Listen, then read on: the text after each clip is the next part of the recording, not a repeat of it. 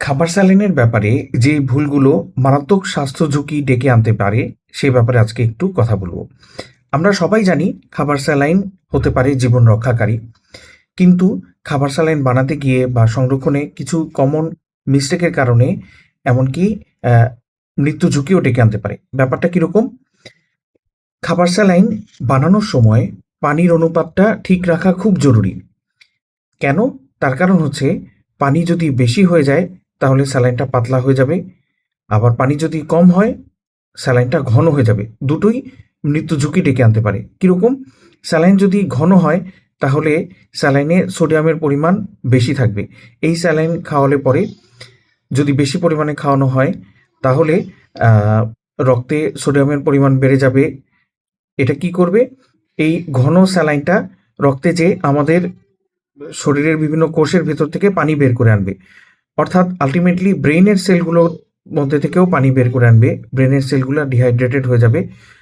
ফলে খিঁচুনি হয়ে রোগী মারা যেতে পারে। আবার উল্টোটা যদি হয় যে পাতলা স্যালাইন দেওয়া হয় অর্থাৎ পানি বেশি, তখন কি হবে? এই পানি আমাদের সেলের মধ্যে ঢুকবে। আল্টিমেটলি আ ব্রেইনের সেলের মধ্যেও ঢুকবে। এক্ষেত্রে সোডিয়াম কমে যাবে। এক্ষেত্রেও মারাত্মক হয়ে গেলে তখন খিঁচুনি হতে পারে, এমনকি মৃত্যুও হতে পারে। বেশিরভাগ আ WHO র যে খাবার স্যালাইনগুলো, সেগুলোর প্যাকেটে লেখা থাকে যে ১ লিটার পানি মেশাতে হবে। আর ছোট যে প্যাকেটগুলো বা বাচ্চাদের যে প্যাকেট, সেগুলোতে অনেক সময় লেখা থাকে ৫০০ এমএল। অর্থাৎ পানির অনুপাতটা কখনোই ভুল করা যাবে না। এটা গেল ১ নাম্বার। এর পরবর্তীতে পানি কিরকম? এটা কি ঠান্ডা পানি না গরম পানি?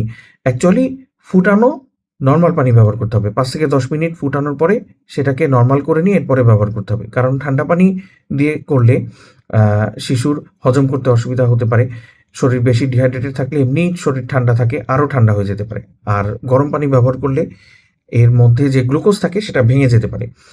এটা কতক্ষণ রাখা যাবে? এটা ২৪ ঘন্টার বেশি না রাখাই ভালো। কারণ ২৪ ঘন্টার বেশি রাখলে ব্যাকটেরিয়া জন্মাতে পারে, কার্যকারিতা নষ্ট হয়ে যেতে পারে। বানানোর পরে ফ্রিজে রাখা যেতে পারে, কিন্তু সেক্ষেত্রেও ২৪ ঘন্টার বেশি রাখা যাবে না। আবারও বলছি পানির অনুপাতটা ঠিক রাখতে হবে। এমন নয় যে আমি ১ বোতল পানির মধ্যে অর্ধেক স্যালাইন ঢেলে দিলাম বা ইচ্ছা মতন পানি নিলাম। একবারে পুরো প্যাকেটের গায়ে যতটুকু পানির পরিমাণ লেখা আছে সেটা ঠিক রেখে বানিয়ে নিতে হবে এবং সঠিকভাবে খাওয়াতে হবে ডাক্তারের পরামর্শ অনুযায়ী। ধন্যবাদ।